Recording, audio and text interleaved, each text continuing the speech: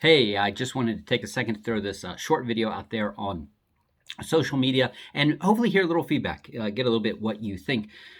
Because as if you follow any of what I put on social media over the last few months, you know that I'm a lockdown dissident, and particularly a Christian lockdown dissident. That my objection to lockdown is rooted in my Christian faith and why I post so much of what, particularly not in all countries, but particularly in the UK, the very harsh, heavy-handed lockdown that's been in the UK. It's not been so heavy in many other countries, but that's the way it is here. Usually when I object, there are other Christians, good Christians, Jesus-loving Christians, who will say, well, what about Romans 13? We thought that according to Romans 13, we show our love for Jesus by submitting to the government. And it sounds like being a dissident, being, if you will, this civil disobedience to lockdown rules, that is in violation of Romans 13. Let me just read it for you here. It says, let every person be subject to the governing authorities, for there's no authority except from God, and those that exist are appointed by God. Therefore, whoever resists the authority resists what God has appointed. Okay, good. And it goes on. I'm not going to read all 10 verses. I encourage you to do so. Read it, study it in context. So it says, God has given authority to government, and therefore we should be submissive to it. It seems pretty similar. They pass a law. You need to submit it. That's part of your Christian faith. Yeah, I believe God has given governments authorities, but here's where I differ from many of my Christian brothers and sisters, that I believe that authority is limited. There's a limit to it. There's a domain to it.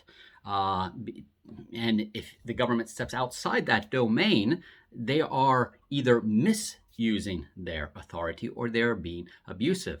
You see, because I believe in Romans 13, but I also believe in Ephesians chapter 4, where it says, wives, submit to your husbands. And I also believe in Hebrews 13, when it says, Christians, submit to your elders. But there are certain things that are inappropriate for a husband to demand of his wife, or for elders to demand of their congregants. If a wife came to me and said, my husband won't let me go outside, he makes me wear a mask when I'm outside, I can't see my mother, I can't see my sister, I can't hug any of my friends.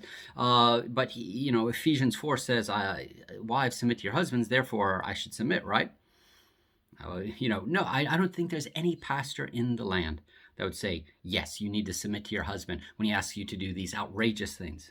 And he won't let you out in public. He won't let you see your friends. He won't let you do, X, Y, and Z. Similarly, if I tried to use my pastoral authority to do these things, to go around and, control people's personal lives, I'm like, no way.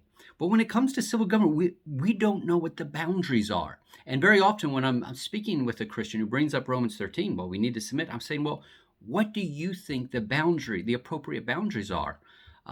If the government says you can only eat lettuce on Fridays, should you submit to that law? If the government says, now put aside for the second the motives, because very often said, oh, but the government is only doing this for our good. Well, okay, but every government who's ever overstepped its bounds has always claimed it's doing it in the name of the common good. Well, we're doing this for the good of the people, for the safety. We're doing this for the greater good, the greater good. Whenever there's a violation of civil liberties or an intrusion, beyond a God-ordained authority, beyond a God-ordained appropriateness, it's always supposedly for a really good reason, for what's an emergency, and there's chaos, and we need to restore order to the galaxy, and it has been played out in countless movies. My question is, my pushback is this: for those people who think Romans 13 is this limitless thing, why don't we also apply that to husbands and wives? Why don't we also apply that to pastors? Because it's the same idea that there's an appropriate submissiveness that we have towards certain authorities.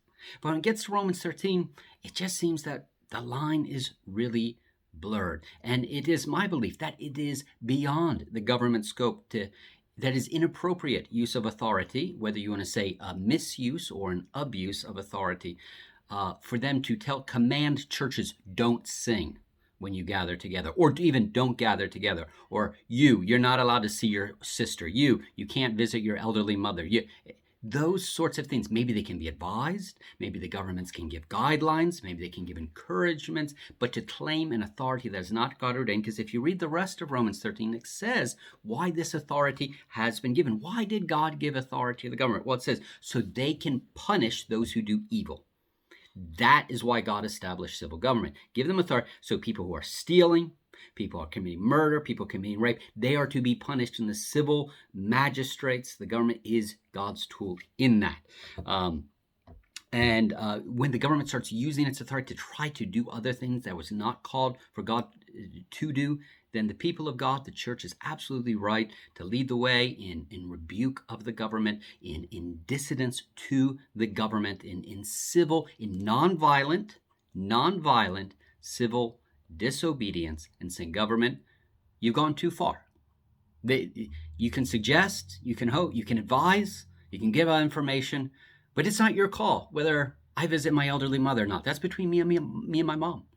We're just not going to obey that because God didn't give you that authority. And if you disagree, I want to hear from you. Where do you think the limits are? What do you think is appropriate? Can the government tell you to do and not do? There's a whole lot of things. As a husband, as a pastor, I have an authority, but it's for a specific purpose. It's for a specific reason. If I go beyond that, probably as a Christian, you would recognize the abuse of that authority. I'm not sure we're as good as at recognizing the abuse of the authority of the civil government. What are your thoughts?